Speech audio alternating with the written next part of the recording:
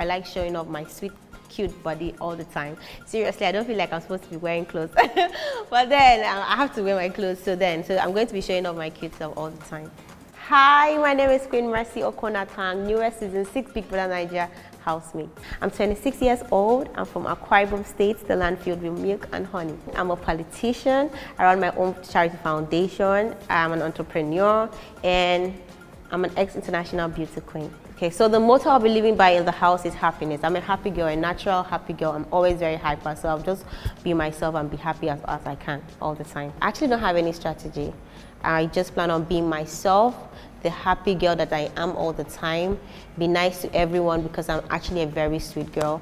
But then that does not mean that if you step on my toes, I will not bite you. I will bite you. 3 things I will never fight about is 1, a man. I will never put myself in a situation that I have to drag anybody with, any guy with any girl, because I'm precious. And secondly, I will never have to fight about a relationship, like friendship, I mean. Like, you're my best friend, you're supposed to be my friend. I can never do that. If you're my friend, I will know that.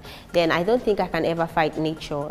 I feel everything plays out naturally for everyone. God's time is the best, so I'm cool, chilled, and relaxed. The kind of people I don't get along with are manipulative people. Like, I feel you don't have to be too smart on people or smart people or trying to, make things work for your own selfish interest. I don't really like that. I don't like people that are too corny. It doesn't work with me. I don't like people that are too entitled. Like, you feel like everything is supposed to be yours. Like, that sense of entitlement doesn't work with me. Hi, my name is Queen Mercy Okonatang, your girl again, the newest Big Brother Naija season 6 housemate. Yes, I said that. See, if you no shine your eye, hey, opportunity could pass you by, you trust me.